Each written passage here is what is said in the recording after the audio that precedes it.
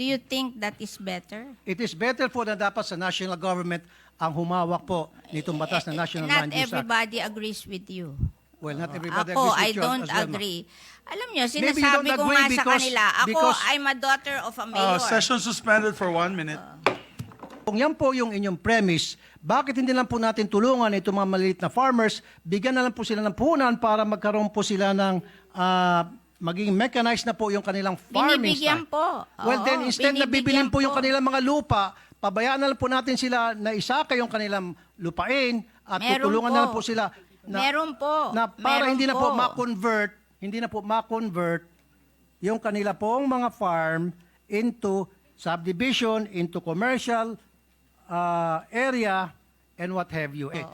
So I have no guilt to any rice farmers. I'm not All saying- the money that came from the rice tarification I'm not saying po were na kayo po'y given guilty. back to the rice farmers. I wrote that law. I know. Ako po Because yan, I studied the difference between us and the rice farmers of Vietnam. and this is the reason kung bakit po talaga kailangan mai-push na po natin itong National Land Use Act. At hindi ko po alam kung bakit hanggang ngayon 4 na presidente na po ang dumaan at hindi pa rin po ito mapasa-pasa. Hindi ko po alam kung bakit. Ano pong ginagawa ng DA na yung pong mga farmland ay nako-convert na po sa nagiging residential area na po at commercial area.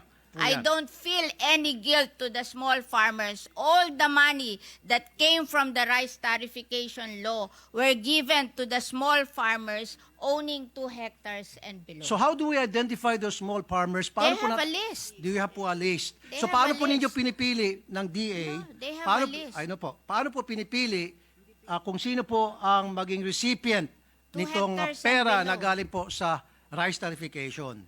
How mga farmland po doon na na-convert na Kawayan po? is a city. Regardless, ang pinag-usapan My po God, natin, yung if, mga farmland po na na-convert na po sa isang subdivision o commercial. But they allow that in cities and capital allow that. towns. Kaya nga po, They allow alam conversion ko nga in po. cities and capital towns because if they buy your land, they buy it expensive and you can reinvest the money and you will make more money than planting on those lands. I remember we have, when I was young, we have a big chicken farm in Muntinlupa. But Muntinlupa became a 60. So we finally developed our chicken farm because it is 8 hectares. We will make more money than in farming. So it's an investment decision for these people. If somebody will buy your land at a bigger amount, maybe you can sell it and buy another land that is cheaper somewhere else and build your farm there. Hindi po ganun nangyari, I think ma'am, eh. it's the thinking of you have to understand agriculture as a business also. I'm That not a if businessman, you have but I can understand agriculture opportunity po, ma'am. to sell your land at a higher price and be able to buy a bigger piece of land with that same money in less prime places, then you will do it. Kaya nga po, It's ito na- pong tanong ko po sa ating mga taga-DA. Ano po ang ginagawa nila sa ganitong nangyaring masamang sistema na paliit po ang ating farmland? Sorry po, madam ha. Yeah. Na hindi lang po sa Kawayan, sa Isabela, kundi sa I marami tend pong to mga probinsya disagree with you. na It's- marami na pong mga subdivision na nagsilipa na. Where will the people live if you don't build subdivision? Marami po mga lugar na pwede pong pagtayuan ng subdivision. Huwag lang po i-take over yung mga farms. Kasi nga po, kuminsan yung mga farmers, dahil sila po naghihikaos, they're being taken advantage of. No. Lalo na po meron tinatawag na rice tarification. So mura po yung mga bigas na dumarating dito, they cannot compete. And then papasok po ito mga negosyante at mag-o-offer ng pera para bilhin ng kanilang mga lupain. Of course, walang choice po yung mga farmers kung hindi ibenta na lang kanilang lupa sapagkat meron na po tinatawag na rice tarification. I wrote the rice Kayo tarification po ba yun? law. You know, we wrote that rice tarification law because in 2018, the price of rice rose to almost 50 to 60 pesos per kilo. And that is the only time President Duterte became unpopular because rice is a political crop. When nagmamahal ang rice, nagiging unpopular ang president. And the World Bank, we signed that WTO agreement in 1995, and they gave us 25 years to be competitive, but we failed to be competitive after 25 years.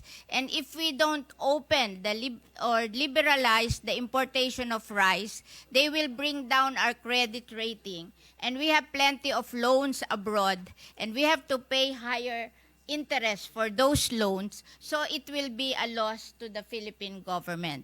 So what I did when they asked me to write the rice tariffication law, I gave all the money from the collection of rice tariff to the small farmers. 10 billion for the Rice Competitiveness Enhancement RCE. Fund, 5 billion for mechanization, 3 billion for seeds, 1 billion for loans, 1 billion for training.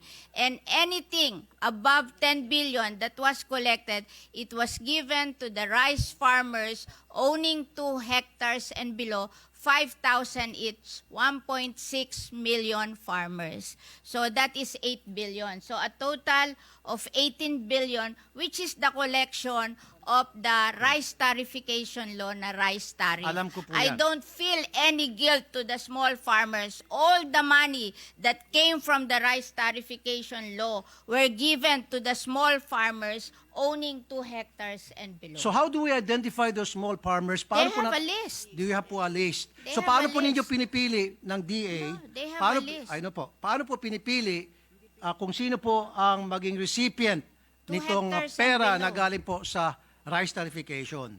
How are they being have a identified? list of farmers owning 2 hectares and below.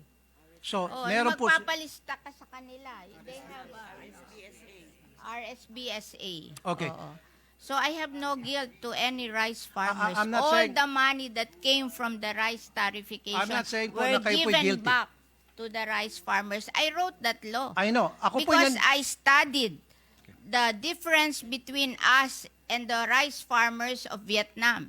The rice farmers of Vietnam, they produce their palay at 6 pesos per kilo. We in the Philippines, we produce our palay at 12 pesos per kilo. The 6 pesos difference, I look at it. And 350 is labor. That means we're not mechanized. And 250 is the productivity of the seed. So there's something wrong with our seed. So when I wrote that Rice Competitiveness Enhancement Fund, I gave 5 billion to mechanization and 3 billion to seed distribution, and also to train them to do the same seeds with their own farm. I am teaching them to learn how to do inbred seedlings. Okay. Are you finished po, ma'am? Yes, yes. Okay. Let's go back po dun sa food security. Alam ko po Hindi ako nag-isip. na meron pong tinatawag na Rice Comprehensive Enhancement Fund. Rice Competitiveness Competitive, Enhancement okay. Fund. Enhancement Fund. Nasabi niyo po sa akin, so dapat may 2 hectares yung farmer para sila po ay mag-qualify dyan. Okay na po tayo dyan. However, hindi pa rin po talaga tunay na nasasagot yung pong katanungan ko po na ano pong ginagawa ng DA na yung pong mga farmland ay nako-convert na po sa nagiging residential area na po at commercial area. We need the residential area and the commercial area to improve the quality of lives of our people. Ang alam nyo, it's not the amount of farmlands. It's the efficiency of using these farmlands. Alam nyo, pag maganda ang seeds mo at mechanized ka, even with smaller area of farmlands, you can do better Kaya nga and po, ma'am, earn eh. more. Kaya- Kaya nga we're teaching the farmers to do mechanization and to plant better seedlings, and to teach them that they have to operate their farm as a small business so they will make more money. You know, hindi naman ito como maliit ang lupa mo. Kaya we're organizing them into cooperatives para may economies of scale sila. Kasi kung 2 hectares kayo, mag-organize kayo, 30 farmer, then you have 60 hectares. And then you mechanize. hindi ka matatapos sa palay. Bibigyan ka ng PhilMec ng ano tawag dito, dryer and milling. So ang production mo hindi na palay na babarating ka ng middleman, kundi mapoproduce mo na hanggang rice. Tapos because you are a cooperative, you have economies of scale, you can go to the supermarket directly and sell your rice to them, you will make more money. Okay. Oo. So it's not the amount of land, it's the model. We have to change the model of our agriculture agree. because there is something wrong Yes. with our model of Okay. agriculture. Now, sinasabi niyo po kanina na the farmers has to use mechanized technology. Kaya nga po, it is not how small the farm is at kailangan po magkaroon ng improvement sa isang lugar, kaya kailangan po magkaroon ng mga subdivision. So, kung yan po yung inyong premise, bakit hindi lang po natin tulungan itong mga maliit na farmers, bigyan na lang po sila ng puhunan para magkaroon po sila ng maging mechanized na po yung kanilang farming Binibigyan style. po. Well, Oo, then instead na bibilin binibigyan po yung po. kanilang mga lupa, pabayaan na lang po natin sila na isaka yung kanilang lupain at Meron tutulungan po. na lang po sila Meron po. na para Meron hindi na po po. ma-convert